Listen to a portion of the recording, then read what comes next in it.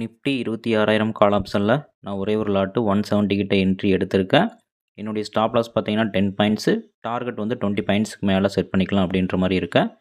Already market இன்றைக்கி open ஆனதுமே நல்லா கால் சைடில் மூவ்மெண்ட் ஆயிருச்சு. அதனால் டார்கெட் வந்து கம்மியாக மட்டும் நான் கொடுத்துக்கிறேன்.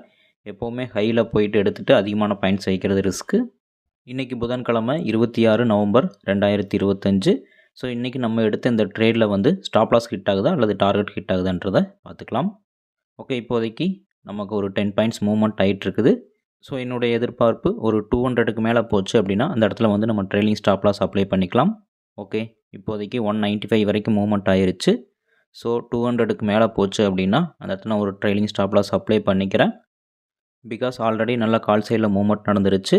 ஸோ இந்த மாதிரி ஒரு சின்ன ரிஸ்க்கு வச்சு ஒரு டீசென்ட் ப்ராஃபிட் புக் பண்ணாலே நமக்கு போதுமானது தான். ஓகே, இப்போ நம்ம அந்த ப்ராஃபிட்டை புக் பண்ணியாச்சு. 200 கிட்ட வரவும் நான் மார்க்கெட்டில் வச்சு க்ளோஸ் பண்ணேன். இப்போ 170ல் என்ட்ரி ஆகிட்டு 200ல் க்ளோஸ் பண்ணோம். 10 ரூபா ஸ்டாப் லாஸும் 30 பாயிண்ட் டார்கெட்டும் புக் பண்ணியிருக்கோம். ஸோ இந்த மாதிரி மினிமம் ரிஸ்க் வச்சும் நம்மளால் ட்ரேட் எடுத்து ப்ராஃபிட் மேக் பண்ண முடியும். மேக்ஸிமம் ரிஸ்க் எடுக்கணுன்ற அவசியம் கிடையாது. பிகினர்ஸை பொறுத்த வரைக்கும் இந்த மாதிரி சின்ன இன்வெஸ்ட்மெண்ட்டில் ப்ராப்பர் டெக்னிக்கல் நாலேஜோட சின்ன ரிஸ்க்கோட ஒரு நல்ல ப்ராஃபிட் புக் பண்ண முடியும். 1:2 1:3 அப்படின்ற ரேஷியோவில் புக் பண்ணும்போது நமக்கு சில நேரங்களில் லாஸ் ஆனாலும் ஓவரால் ப்ராஃபிட் பண்ண முடியும்.